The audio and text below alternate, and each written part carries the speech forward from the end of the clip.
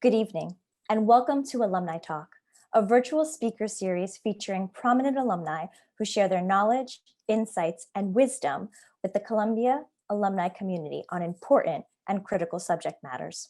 Tonight's AlumniTALK is sponsored by Columbia College Women.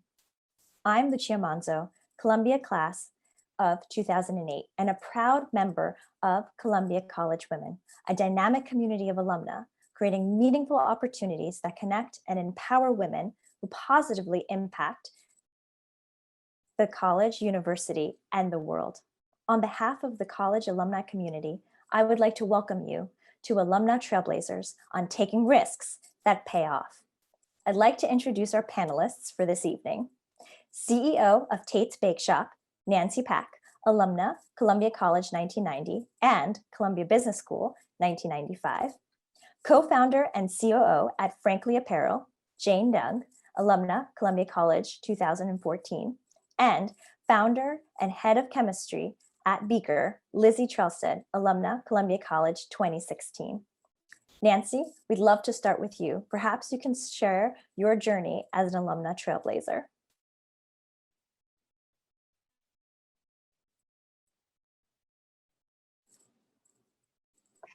There we go. Thank you so much, and it's exciting to be here this evening. So Nancy Pack, native New Yorker for the most part, graduate of Columbia College 1990 and Business School 1995. Pretty much grew up in the New York area. Am a proud wife and mother of 2 kids and wife of Jim. Postgraduate, spent most of my career in consumer product goods and spent many decades at at Colgate-Palmolive Company. Also worked at Tom's of Maine in general management, and am proudly the leader of Tate's Bake Shop, a local Long Island favorite. The thin, crispy, delicious cookie that hopefully many of you have tried. It's unfortunate we're virtual, otherwise I would be able to hand them out to you, and somehow we'll have to make that happen. But wonderful to be here. It's a pleasure, and excited to be here with all the panelists. Thank you. Thank you, Nancy. And yes, I'm going to take you up on that. We can't wait to try them. Jane, perhaps you'd like to also share a little bit more about your background and story. Yeah, sure. Huge fan of Tate's. I've loved Tate's since I think probably sometime in college. Chocolate chip is the best. Someone else can fight me on that flavor. But yeah, so I'm Jane. I grew up in Fremont, California. I was actually a recruited golfer. I played golf at Columbia all 4 years. Shout out to athletics also. I was CC 2014. I was an economics major. And like a lot of other economics majors, I went into finance after graduation. And so I worked at Goldman Sachs. I did industrials, investment banking. And, industrial is pretty general. And so to give you some idea of that, I worked on some waste management deals and some paper and storage deals. And I pretty quickly realized that I really like the operation side more, really what happens after the transaction. And so I went over to Uber, where I could really be in the weeds of operations. And so over there, I worked on the New Jersey team and, did all sorts of different roles, spent a little bit of time in India, and eventually ended up on the Uber Eats team, centralizing spend for all of driver acquisition for US and Canada. And so I went back to business school because I loved the early days of Uber. I really enjoyed being really entrepreneurial, having a team of 12 people doing whatever you could to make the market run better. And that's where I met my co-founder, and we started Frankly Apparel. It's braless clothing. We're trying to make the braless trend more inclusive to more cup sizes. Thank you, Jane. We can't wait to hear more. I'll turn it over to Lizzie. Lizzie, perhaps you could also share a bit more of your background with us this evening. Absolutely. Thank you. So I'm Lizzie. I graduated Columbia College in 2016, where I studied chemistry and pre-med. And I was a little bit uncertain of either the medical route or the research route. I kind of accidentally ended up in cosmetics and fragrances. Didn't know I would love it. Absolutely fell in love. Spent a year at a manufacturer where I saw everything behind the scenes. And it only took a few months to see things I wanted to change behind the scenes and realizing that staying wasn't really the option. So without meaning to, I left and I spent a few years figuring out what needed to change or what I was most passionate about, and ended up as a consultant for brands where I would become their advocate, communicating to manufacturers so that their ideas and their innovations actually made operational sense and actually made like chemical sense. So in a way, I act as a brand developer, but I also act as just a communicator, connecting like operational goals with marketing visionary to like real physical good. And I did that for a client that actually turned into a full-time gig. So I am now stealth at a startup. We've raised a few million. We're launching in June. I'm very excited. I wish I could talk more. That's me. Thank you so much, Lizzie. We are really excited to dig deeper into everyone's story tonight. And we're going to kick it off by our first question, which is apropos for the theme this evening. It's going to be about risk-taking and what's really been the biggest risk that you've taken as a professional that's paid off in your career thus far. And perhaps we'll start this with Nancy, and then of course we'll have others chime in as well. But Nancy, maybe you can kick it off for us.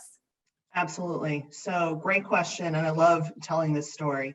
Probably about 15 years of being at Colgate-Palmolive. And I grew up in marketing. So had a marketing background, and somewhere along the way after working on, different categories, toothpaste and deodorant and body wash, et cetera, Colgate has a very strong international career track. So, learn more about it was really, it was very appealing. And I put my hand up to say, gee, someday I think I'd love to go abroad and have an international, segment of my career. Turns out, so I'm newly married, and I turned to my husband, I think he's watching tonight, hello. And I said, what would you think if we went abroad? And he's an adventurer, very adventurous person. He said, sure, where? And I said, I'm not sure. I think if you put your hand up and say, we'll go anywhere, that's kind of how, one of your career discussions go, you could probably go to any part of the world. It's possible. So put my hand up and got a call, on a given, I think it was a Monday, and my boss said, we have an opportunity for you, let's sit down. I said, sure. So how would you like to go to Thailand? Wow. And we need you to go, need you to go in 2 weeks to pack your bags. And it's this role, it's marketing, but it would be for all of Greater Asia, from, Russia all the way over to India, and managing countries all in between. So I said, okay, 2 weeks from now, when do you need an answer? Tomorrow. So talked to my husband, he was extremely excited, and I think the risk there was really leaving our family, all of our friends, going to a part of the world where, we really hadn't ever lived. We don't really know folks there. So he up and quits his teaching, role. He had been at Horace Mann School for a long time. And we left with a 3-year-old and a newborn son. We moved to Bangkok. We lived there for 4 years. And, the risk there is a couple-fold. One, it's a very different part of the world, and you have cultures and languages, and the way the business is done is so different. And it wasn't going to be, how do you conduct business, and is what you've done and what you've learned about marketing going to apply in a completely different part of the world. So really having to be, agile and flexible, and have cultural awareness. So we did that. We traveled all over the region, and the assignment itself was fantastic, both on a professional and personal level. We did it again. We went to Warsaw, Poland after that, and lived there for almost 3 years. So I would say taking a risk to leave, family, friends, in-laws, New York, that it's the only place I knew, to go abroad, have this wonderful experience, but have moments where, I thought to myself, gee, what do I do in this role? Where do I turn? I don't know anyone. It was about networking. It was about family support that made the experience amazing. It'll be one of the cornerstones of my life, my career, my kids who are now teens, and my husband. We had a wonderful time, risky, but really paid off. And, so thankful that we had the opportunity. And Nancy, just a quick follow-up there. Was there a moment at any point that you said, yeah, this is how I know it pays off? Like, was it a year in? Was it a couple months in that you took that leap of faith? When did you really think to yourself, wow, I know this was the right decision? So very good question. I would say the first 6 months were the opposite of that. We were so far away, and the job was not clearly defined. I mean, it had certain level of responsibilities. The first day I met my new boss, we had never worked together. I said, so, tell me about the role and what it's like. This is after we accepted the role and we moved. And he said, well, you'll figure it out. You'll figure out. And I said, well, where can I add the most value? Just travel the countries, talk to the marketing teams, you'll figure it out. So the first 6 months are, trying to figure out, who are the key folks, who are your key stakeholders, where can you add value? And you have, 6 months of trying to live in a different part of the world and meet folks. I would say probably about 9 months to a year into that role, we met wonderful friends that were from all over the world. The job was really fulfilling. I felt like I was adding a lot of value to all the marketing teams across all those countries. And, we had a wonderful, set of folks that we've met. And that's probably 9 months or so. My husband might debate me and say it was shorter or longer, but that's where I said, the role is fulfilling. The family is happy. We're traveling and seeing amazing things. And it was no longer a risk. It was really, a reward and a treat. Oh, thank you, Nancy. Thank you so much for those insights. And I asked that question too, because as someone who has made a career shift from finance into being an entrepreneur, I myself recognize that it took some time for me to recognize that risk, paid off. And so with that, I'm also going to turn it maybe to Jane and then to Lizzie to learn a little bit more too from your experiences. Did you also see that? When did you take a risk? How did you take it? And how did you know that it was a successful risk to take? Yeah, for sure. As you guys know, I was at Goldman Sachs. I was in the industrials group. A lot of people have seen the recent surveys on lifestyle and basically the effects on analysts, et cetera. And so for me, unfortunately, I didn't love a lot of parts of the job and I knew I wasn't very happy. And so for me, it was really the possibility of being basically finding joy in my job. And so, I was like, this could be not great. I had never done a job other than something within finance at that point in time. I worked at a hedge fund my freshman summer. I worked at Goldman twice. And you'd think I would know whether or not I really enjoyed it full time. But the thing about summers is you can do basically anything for a summer and not really fully understand the scope of what you're getting into. And so, that first leap to Uber actually did feel very scary. I was leaving the beaten path of do 2 years of banking, do 2 years of private equity, then go to business school and then figure out what you're trying to do with your life. And so I had a lot of fear making that first move and leaving finance. I knew I was good at that job. I didn't know if I would be good at operations. And so there was a lot of fear in terms of that piece. And I think the second big risk, obviously, is leaving tech again and starting a fashion company. I think this is something that, I felt so strongly about. It didn't really matter what industry it was in. The first idea that I had tested was in tech. But, for me, the idea, the numbers, everything was so compelling that I felt like I would always regret not taking that risk. And so, when you ask what period of time have you felt there's been a reward or did you feel it turned from risk to reward? For me, it's always been pretty much somewhat immediate because I can see the hope of, something better in the future. And so, I guess I didn't really think of either of those moves as particularly brave because I just felt like this is the way that I have the possibility of having the highest NPS in a way. Thanks, Jane. That's very interesting. I think I have in my personal experience a little bit of in between yourself and Nancy, where there was definitely a period of, did I make the right choice going to be an entrepreneur? And then in a few months, slowly but surely finding the value and finding that it paid off. I wonder, Lizzie, do any of our experiences echo into some of your experiences in terms of the risk reward? Is there any story in particular that you'd like to share? Actually, Nancy and Jane's stories made me choose which were my riskiest moments. On paper, I think looking back, leaving my manufacturing job and then pausing my own entrepreneurial role to accept this current role felt like the biggest risks. But looking back, so kind of easy gut decisions, all the data was in place that was the correct move. But I think the riskiest risk was one I didn't know at the time would be so big, which was I was really early in my entrepreneurial journey. I was in WeWork Labs, and they had a whole bunch of founders come in, one of which was the head of a very prominent personal care company, who had all of the market indicators to say that he and his team and his mission were going to be like the next big thing. And so I was really nervous to sit in. My goal was just to be a sponge and observe.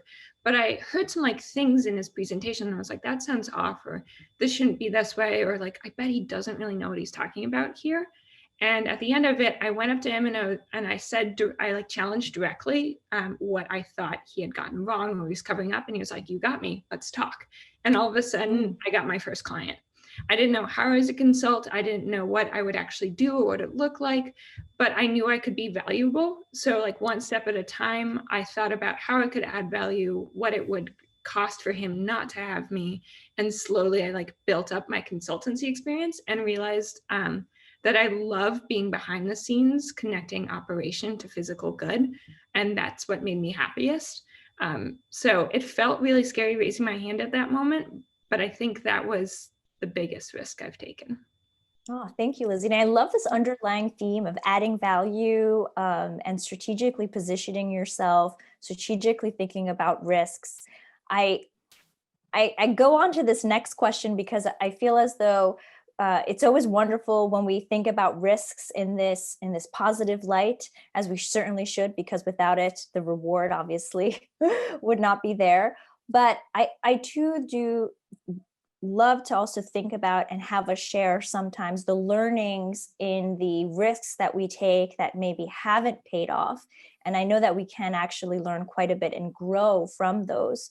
So I'm wondering if there are stories in that way that we can share as well with our audience members. I'm not sure who would like to kick it off here, if there's someone in particular who would like to start. Lizzie, did you actually want to start here? I have a few ideas. So during my times at WeWork Labs, which is a very kind of unstructured, kind of founder supportive ecosystem, I had a billion ideas of how it could help bring change to the consumer care world. I was going to be a consumer facing blog, and then I was going to be an ingredient directory, but then I was going to be a founder facing product development software. So many ideas. And I would allow myself to have 6 weeks for each of them and to sprint as fast as possible to see if I could make a business plan around it, to see if I could actually bring this idea to a marketable idea. And most of them failed. Like the 6 weeks one wasn't long enough. I wasn't asking the right questions of the ideas. And so like 2.5 years passed and it felt like I achieved absolutely nothing. But in a sense, I basically had learned all of the ways not to do something and now have a really good sense of how to do something. So even though it was an incredibly frustrating 2.5 years of trying and failing fast, I'm very grateful of it. One thing I do regret is not failing and then trying again with the same idea from a different approach. I think I was so frustrated that I failed an idea and I just 180'd to something else, and then I kept flip-flopping. And I wish I had been a little bit more strategic at the time of being like, why did it fail? What did I learn? And what's the next idea? Instead, I just went to like a different idea. Very interesting. Yep. And I mean, those learnings are key. How we would reposition next, also key. Also, it really, someone had said something this to me in a talk I had earlier this week, was it's really the learning from the failure and then what you do right after the failure that really defines how that failure transpires and how you continue to grow past it. So really wonderful thoughts. Thank you, Lizzie. I think I saw, Nancy, did you also have something that you wanted to add and talk a little bit about risks that perhaps didn't pay off or challenges that you've learned from? Sure, absolutely. So I'm fortunate in life, I have to say that, with just in general, health, family, loved ones, friends. So I'll start with that, but I will say, in general, just from a risk profile, I try to take strategically chosen risks and not have anything be too risky. So I'll start with that. I would say I'll remember a story a couple of years ago. There was a business issue that came up, and there were some early warning signs of a particular business issue, and it was percolating. And I have worked with fantastic folks, and I had a wonderful team, different company at the time. And there were a couple folks on the team who said, don't worry, we understand what the challenge is. We're going to address it. We're going to work on it. We're going to bring a plan. And there were a couple of plans that came forward, and they just weren't addressing what seemed to be, what was the underlying issue. And, I trust my team members. I love collaborating. I really support my team, but it just started to nag at me. And I think there was too much of it, too much time where the team was iterating, and we would say, okay, let's go back and look at something. Let's analyze it further. Let's figure out if there are any other alternatives. And I think there was just a moment, sooner where I could have said, I think that we have seen all the analysis. We're trying different things. And it's a bit to what Lizzie said, but we're not getting there. I think we need to, to jump in and kind of take a pretty, drastic shift in what we're doing to address the problem. So, jumped in, kind of, we reworked, and I think that, and we got to a better place. We got to a very good business solution. And I think as I reflect, there will always be moments in time where we collaborate and we're team members, and we support each other as as teammates. But if you see something and you've got it in your gut that we're just not quite getting there, and you feel it and it's really strong, you probably need to raise your hand sooner and just say, love this team, we're doing great work. I think we have to shift, and we have to shift now. So that's carried forward. I think about that example often because, you want to catch something as soon as you can. You want to listen to your gut, because your gut often is very, very, has really good instinct. And you don't want to iterate too much where, folks are working and working. So looking at that, and I apply that to, to my current role and the work that I do.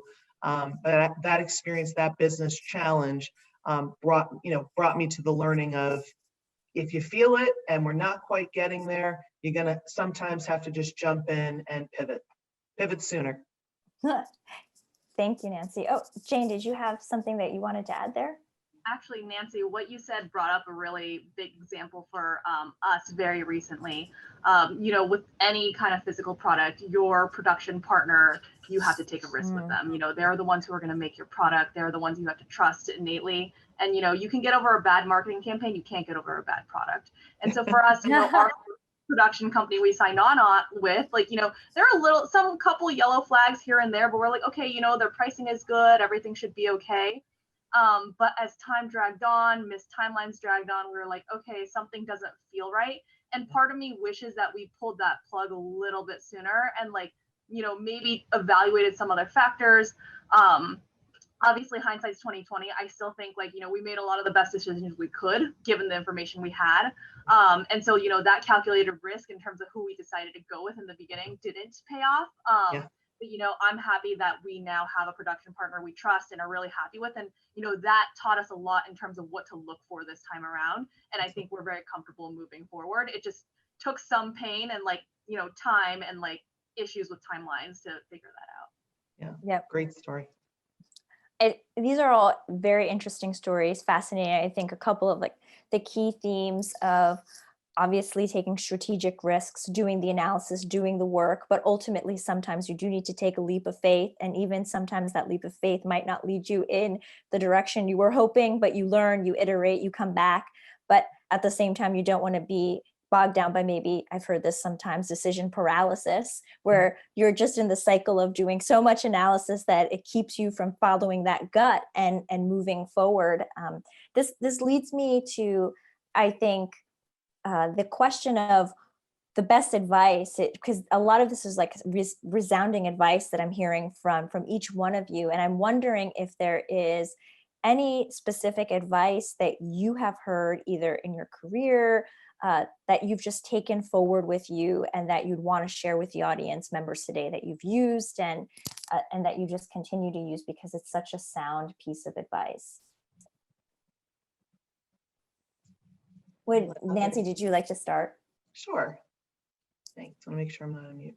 So this ties a bit to, thinking about progression as we, go through, or at least as I went through my career, thinking about stages of leadership and management.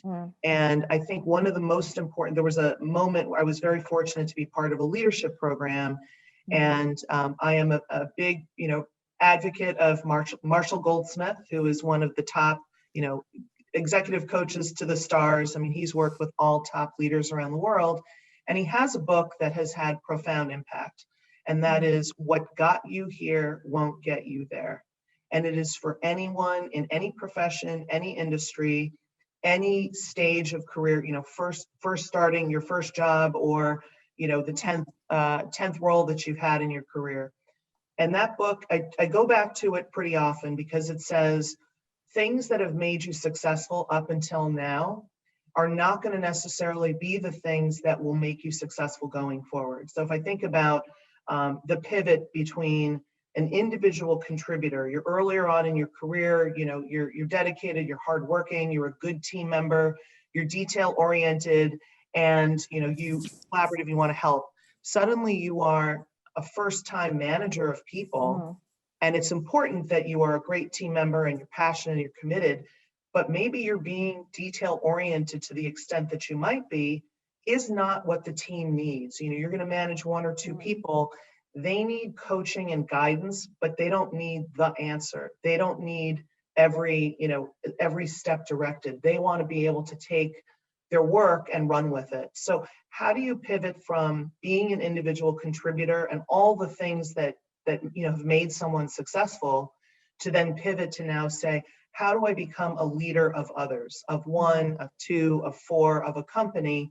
And that I go back to that book quite often because it is a great tool for reflection. You think about the strengths and what makes you a good team member. And then you think about the new role that you're going into, the new business that you're starting.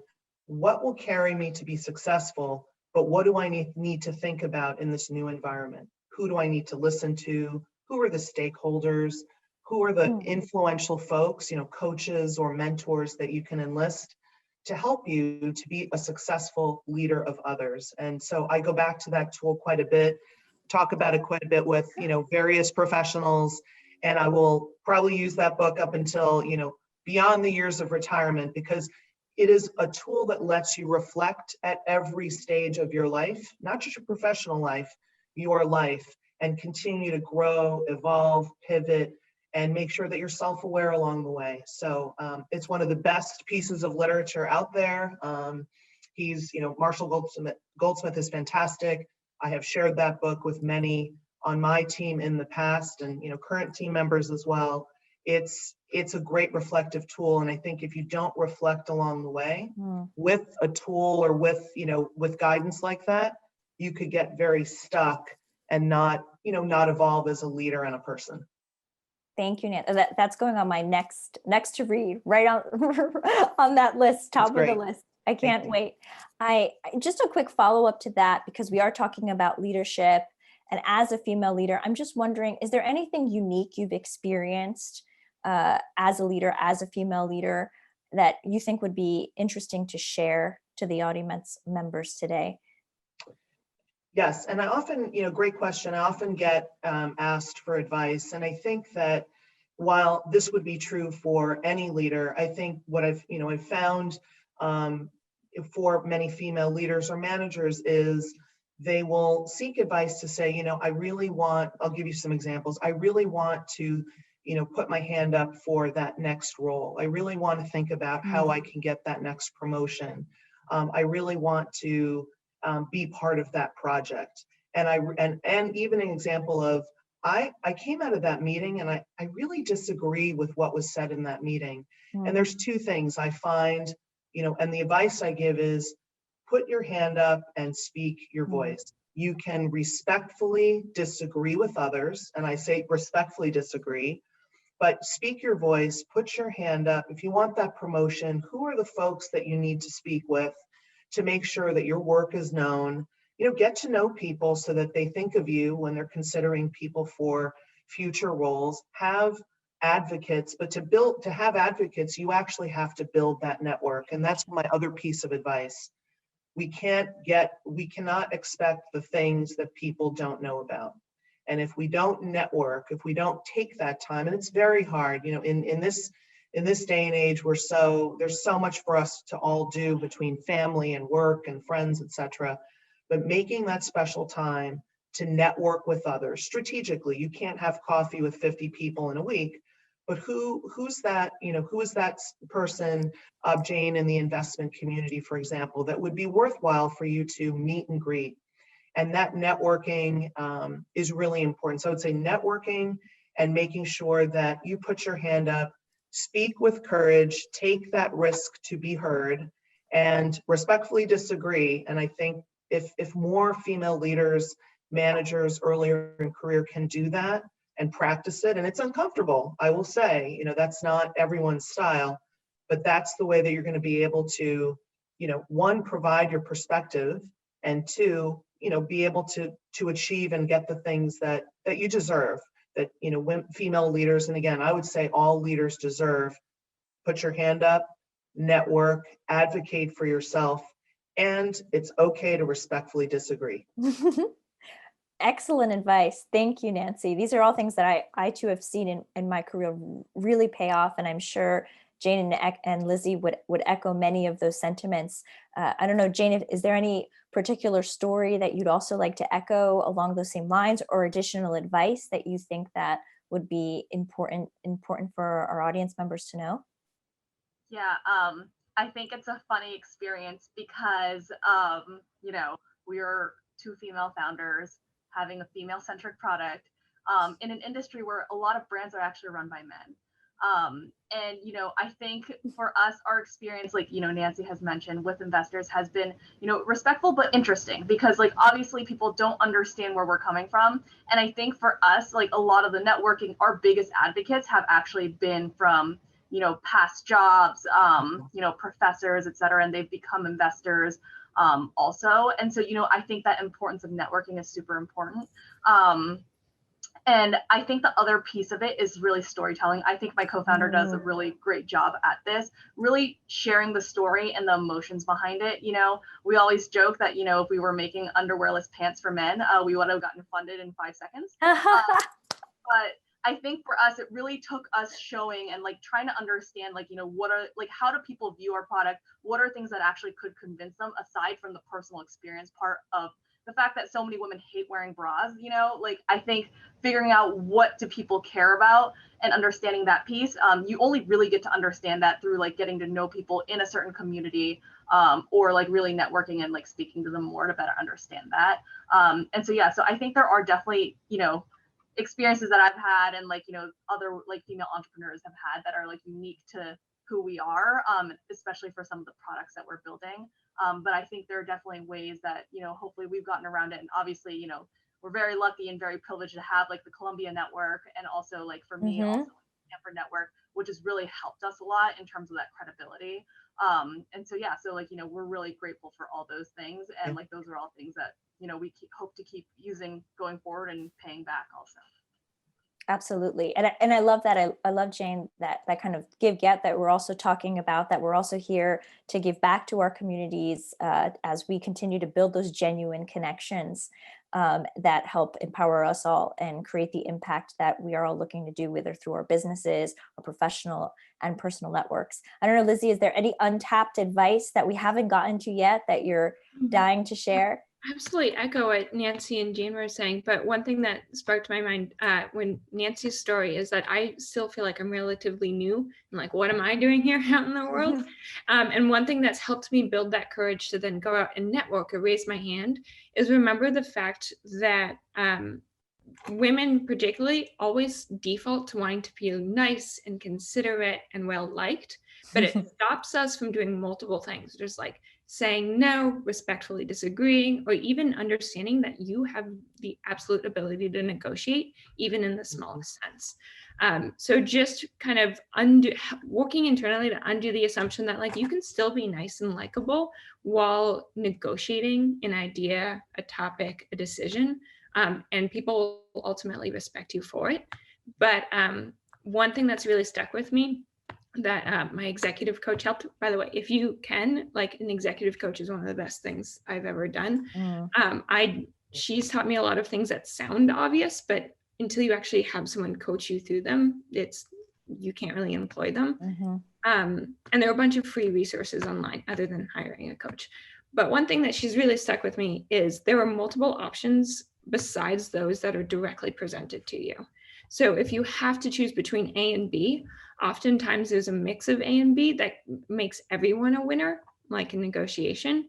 So going into an idea, knowing kind of what you want and what you want to get out of it, so that you can feel confident to saying no, even if it's to an investor or to an upper management, and still maintain kind of a confident, respectful, nice appearance. Thanks, Lizzie. Actually, I have a quick follow-up for you on that particular item. It goes into another question that we had, and something I hear a lot also from women that I mentor, and or questions I've asked my own mentors. How do you think about self-doubt and, building that confidence? And sometimes I like to think of it too as that, inner self-saboteur that sometimes presents itself. And really I've come to learn that, that belief in myself is going to really 100% come from myself, a place hidden deep down that I have to kind of continuously remind myself to build the strength, right? Because I will be the greatest believer in myself. How do you think about self-doubt, and where do you find the courage? Where does it come from? Well, the limiting belief side of Lizzie, I know her very well. She's often in my head. Sometimes it's as simple as like listening her to a second and be like, she's wrong.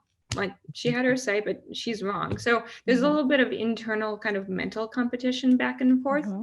But another kind of meditation I do a little bit is whenever I catch myself having a limiting belief, I call it out. I'm like, you're a limiting belief. And what if I just start to tackle a small bit of it at a time? And all of a sudden you've accidentally stumbled upon something you didn't know you could do. Kind of transcendental to that, one thing that's really limiting is doing bigger and scarier things. And I've often found that if you just smart, the motivation actually comes like after the action. You don't have to be fully prepared to act in order to start to act. Not to say don't go to meetings unprepared, but you can use that tactic against your inner self and like start to prove them wrong, if that makes sense. Absolutely. I don't know, Nancy, did you also have, I'd love to hear, how you also have tackled, if you have throughout your career, self-doubt, motivations that you've given yourself throughout the years.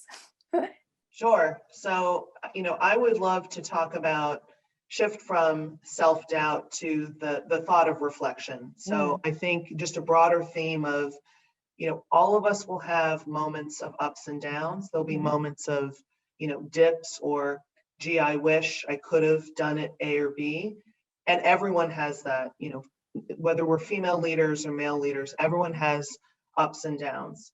And I think that when you have that moment, the greatest, even the greatest leaders in the world, the best business folks, entrepreneurs, lawyers, doctors, you name the industry, the greatest leaders have wonderful strengths and opportunity areas. And I think the first and foremost is to say, none of us are perfect. We're going to hit, dip moments. And when you have a dip moment, first step back from it. I think the worst thing that can happen is you think about it and just you feel really bad about it. You start to go down a spiral. I think if you, a little bit to what Lizzie said, acknowledge that moment, reflect on it. What could have gone better? What do you wish the outcome would have been?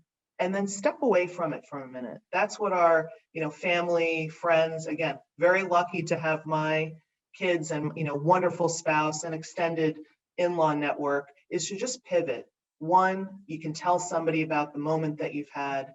Two, you can talk to a colleague, a co-founder, a ex-manager, and just say, this is what happened. I want to reflect on this. I think this could have gone better, and kind of get that, whether it's an executive coach or just a friend or family member, to sit with you and talk about it. And then park it, go for a walk your dog, get on the Peloton or whatever, health and wellness routine you may have, step away and come back to it, because you'll see it differently if you can step away from it. So I would say, wrapping that up, is it's not self-doubt, it's a moment of reflection, and reflection is very important. Take a moment, step away from it, do something fun that you love, come back to it, seek some advice from, again, friends or family or a colleague that you trust, that you trust deeply, and then pivot and say, okay, so from here, where do we go? I'm going to give you one example. So last year, COVID hit the country and the country was in lockdown. And I was new at Tate's Bake Shop, just 6 weeks into the role, and we had to pivot and really make sure all of our team members are safe, the business, there's no disruption. We were making people, luckily consumers were buying more cookies than we were making for a period of time, and nobody could anticipate that, and you don't have a playbook for that. And there were moments, could we have made more cookies 3 months ago so we had extra stock? Could have we have done A or B? It was all hands on deck. I grabbed wonderful team members. We talked about it. We said, what do we need to do? How are we going to catch up to make enough cookies to deliver on the demand? And we just trudged through it. But I would sit, in the evening, could have done this. Should we have made more? Pivot, no. So what are we going to do from here? And I think those moments of reflection, moments that you can step away and come back fresh, helps you, regroup your energy, get some outside advice, and then keep going, because we're all going to go up and down throughout our whole life, professional and personal. Thank you, Nancy, so much for that reflection. And I 100% concur and agree. I think the moments in which I probably have taken that moment to really step back, to maybe get some sound advice, and then to come back with a fresh perspective has changed so much, both from a professional but also personal level, and they too kind of intertwine and work well together when those moments of reflections are there. So thank you for that. I don't know, Jane, if you had anything else that you would like to add in terms of the way that you think about reflections before we actually have 1 or 2 more minutes until we go to Q&A from our audience members. But feel free to add if you do. Yeah, I think it would be a lie to say that, I never had self-doubt. I think every entrepreneur, there's fundamentally always going to be some of that. You're doing something contrarian. If it was super obvious and like everyone was already going to pay for it, it would already exist. I'm sure, Lucia, this whole situation too. You're doing something that like some people have to think you're crazy. And some of these people are really smart, and you have to accept that and be like, okay, like I believe in this idea a lot, and it's okay. And like, that is how great companies get started.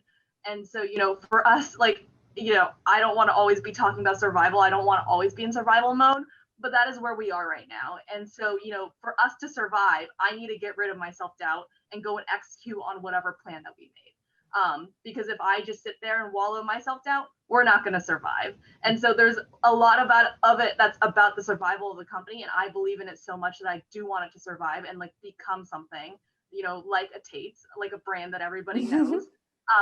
And so, yeah, so like, I think, it's a part of being an entrepreneur, and you just kind of have to like embrace like the roller coaster of that part of it. Thanks, Jane. And I agree too. And I definitely echo and concur with some of those thoughts. And I can't tell how many times when I was launching my first business and there would be many, many doubters. They would question the market and question the product. And I remember just stepping back and thinking, and they had said to me too, it was part of the discussion that later I'd have with them after they become investors. And they said, well, if we could convince you that it wasn't a viable product in 5 minutes or 10 minutes of our conversation, well, then you weren't going to make it as an entrepreneur. And I was like, yeah, that's right. But I would, as Nancy had said, after so many of those conversations, I'd go back and I'd reflect and say, did I miss something? Okay, nope. And I'd always constantly find that there's that strength that is there. And with the support systems that I had in place, I'd always find my way to go back to that strong belief and keep moving forward, which has always been invaluable to me. I think this conversation has been so lovely. Thanks to everyone. We're already at the Q&A for our audience members, which is fantastic. So just as a quick reminder, we're going to be moving into the Q&A section. If you have a question, please do be sure to put it in the Q&A box and include your graduating year, and we will do our best to get to as many questions as we can with the time remaining. So the first question is actually an anonymous question, and it goes back a little bit more to the conversation we were having at the beginning of the hour about evaluation of risks in career, and if there are any specific analysis that you could share, either in terms of pro-con lists, how do you strategically think about taking risks?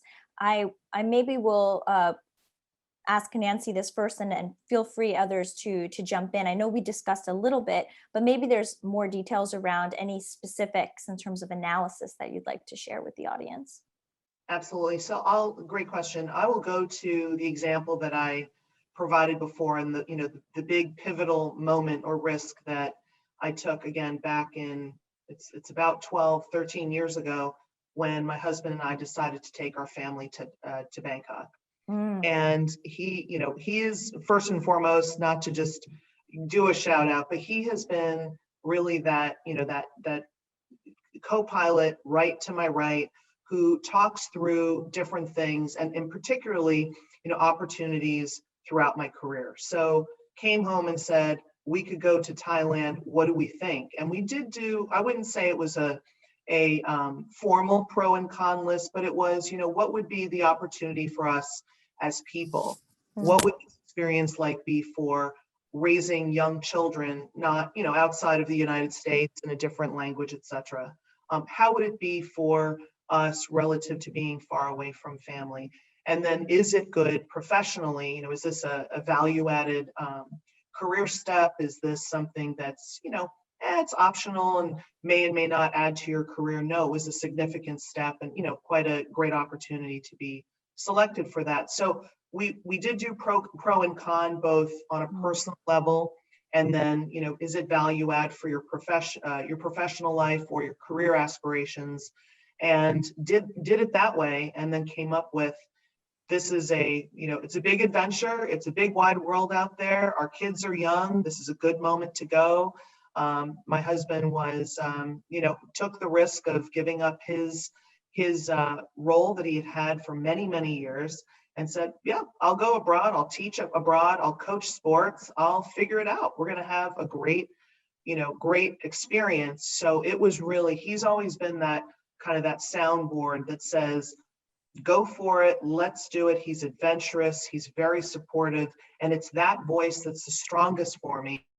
But, so one is, who's that strong advocate in your life that can kind of soundboard with you? And if you can do a bit of a pro con, again, think about it as, is it personally going to be rewarding?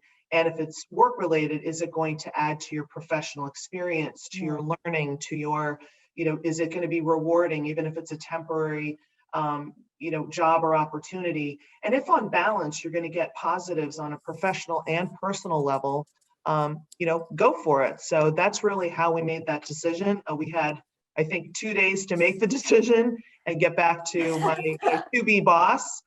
And we packed up our small New York apartment of, very, very tiny, not a lot of furniture, and away we went. But it's really, that's my sounding board and my advocate for everything, personal, but professionally related. He's my go-to, and that process also applies to how I got to Tate's Bake Shop. We can do that at another time, but same process. What would it be like if you went to Tate, or if you looked at a different company? What is that like for you personally and professionally? And it's been a great, that's my process, and it's worked really well. Oh, thank you so much, Nancy. That support system and that also that reflection system, again, coming back in. Jane, Lizzie, I don't know if they had any other specifics that you had wanted to add to that, or we might go to our second question.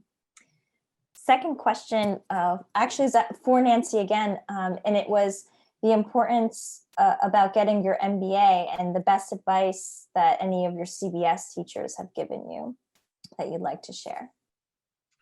I think I sought out going back to get an MBA, particularly because I was going down the route of, actually, before I decided to do brand marketing, I went down the route of, pursuing a potential legal career. So I was a paralegal for a few years after I graduated CC.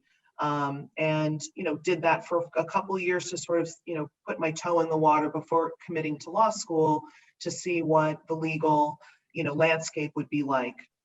When I decided that I'd want to do something more in the marketing and advertising related area, I said an MBA would be a good stepping stone. I think the world has changed quite a bit where an MBA is, may and may not be. I wouldn't say there's more or less value today, but I think it's seen as valuable. But a lot of companies, and I will say this, firsthand, value experiences. So I'm less focused on, does someone have an MBA from some school or not? I think that's antiquated. I think if someone has done value-added education, doesn't have to be an MBA, but value-added education and learning, and they have these wonderful experiences, and Jane, you mentioned it, from investment banking to operations to entrepreneur to consulting, whatever different things that we've talked about, those experiences, really pique my interest. When I look at someone's profile, that's what I look for. And then, oh, by the way, where did they go to school? So I think, I certainly value the CBS MBA that I got, met wonderful folks, great networks, and, certainly sharpened my corporate finance skills, Jane. So I'm not as proficient probably as you in that area long ago. So very valuable. And it certainly is, the MBA is recognized certainly in the industries, et cetera. But in today's world, people want to talk to you about experiences and learning versus degrees and where did you go to school? Yeah, Nancy, I'm super with you on that. I think as a recent grad of Stanford GSB, actually, I can give kind of the perspective of someone who went for probably more personal reasons on some level. So, I'm with Nancy in the fact that, it's a lot more about your experience and what you bring into the MBA. A lot of times that'll determine what kind of jobs and opportunities you get after the MBA. I think there's a couple reasons to go. One is that personal life experience. A lot of people meet a lot of lifelong friends there. Two, I think for people looking for a career pivot, it is a great time to do it. I completely am on the same page that, I think it is a lot more optional these days. I think back in the day when people were hiring, they were like, okay, yeah, that MBA is a screen. I don't think that is as true today. And so, my thought for anybody looking at an MBA is know what you're trying to get out of it. Don't just go, because a lot of people come out more confused than they ever were before. And so for me, I went to go to GSB because I felt like I needed a lower risk environment to go and test ideas and try different things. And so, yeah, we talked about a little bit, I tested a machine learning, ad buying idea my first year. And then this is what I actually ended up with is braless clothing. You never know what you're going to get.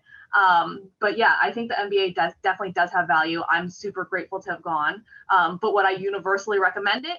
I'm not positive. I think it depends on people's experiences and what they're looking for. And just to add one more to Jane, what you said, I think career changers, it is very, very helpful. And again, having gone down I might have become an attorney route to wanting to get into marketing and advertising. And I knew that Columbia, I specifically selected CBS because it has such a strong brand management and marketing curriculum. So I said, okay, I'm not going to be a lawyer, but I want to do marketing and brand. How do I get there? And their program helped me to, opened up doors and opportunities to get into those types of companies that would do brand marketing and consumer product goods. So to your point, for that reason, it was really meaningful. To your point as well, as I think about the broad landscape, it has its, role, and it's not for everyone. And I don't think it's a universal, you did go or you didn't go as a screen for companies anymore, which is good. Thank you both. Super sound advice, and I'm very appreciative.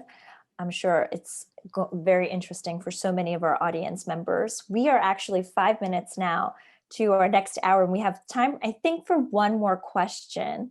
So we're going to switch to our question as it pertains to entrepreneurship. And this question, for anyone, feel free to raise your hands. Specifically, our audience member asks, what, if anything, in your formation as entrepreneurs can you trace back to your experiences at the college and perhaps the core curriculum itself? to what extent do you see yourself as a Columbian shaped by the core or the core experience at Columbia? I don't know if anyone has specific, Lizzie, if you had anything in specific you wanted to talk about to that end. One experience that stands out is my time at the Columbia lab, which is in a WeWork, but it's a specific founder community open to graduates, and they have a few desks there for CC students. So that's where I met our lovely moderator. And that was a really different group of people who all understood that everyone was coming from a different background, but was on kind of the same almost intellectual wavelength, not in any specific expertise, but in the ability to forever question and debate. So it made for a riotous happy hour and a lot of difficult pitch meetings when you're, pitching to other CC students your ideas. But one value add about that is that Dean Tini actually had office hours in that lab. And I was able to grab a half hour with him that kind of echoed a half hour I had as a freshman, in which we kind of went back to the idea of innovation comes from the kind of intersection of multiple paths, and having a foundational data set or a knowledge always kind of grounds you when you are taking risks. So in a broad sense, I think that's how my core influenced me. Jane, did you have any thoughts on the influence of the core? I mean, I think about the core and it made me so much of a better writer. You still have to write all the time, more than you expect. We write blog posts, we have to write email copy, we have to think about all these different things. And so, there's one of the most popular classes at Stanford GSB is also called Winning Writing. And I actually accredit my writing skills probably almost entirely to the core. I was not a great writer when I came in. And so really being forced to continuously analyze and think about and write about and like present my thoughts in a structured way, like almost every week, really taught me a lot. And so I think that's probably the biggest piece of it. People don't really think about that writing part very much, but it is integral in a lot of the parts of entrepreneurship, especially if you're a company and you're doing basically everything. So. I would echo that. Nancy, I wonder from your perspective, is the core the gift that just keeps on giving as you've gone through so many experiences in your career and so many, I'm curious, how do you feel about it? I think that I would echo what Jane said, which is, taking the core, I came out of Columbia with, one much better read, certainly, and secondly, a much better writer, just a more comprehensive thinker, or more strategic thinker as it came out, and that's paid in spades all these years. Also, the art hum in particular was one of my favorite. Art humanities, being in New York City where you have all of that wonderful opportunities to see just so many dimensions of art of all different generations and moments in history at your doorstep was just wonderful. So it wasn't, art in a vacuum. It was literally, you had your canvas in front of you right outside your dorm door. So much better writing, much, well-read coming out of there, and then really appreciating art. I didn't get to become a fashion designer, which was actually my, my teenage years dream. So didn't do that, but came out just much better read, well-rounded, and so appreciating art through Art Hum and then the years following. So it's carried forward all the way to today. I would echo so much of those sentiments, and I think that is actually what a wonderful note to kind of end our discussion on today, as we've reached our 8 o'clock hour. I want to, on behalf of the Columbia College alumni community, I want to express my deepest thanks to our alumni speakers and to, of course, all of the audience members who've joined us today. Thank you so much. Really appreciate that. We'd like to remind you to save the date for the next Alumni Talk on global health and COVID-19, vaccinating vulnerable communities. It'll be held on Monday, April 12th.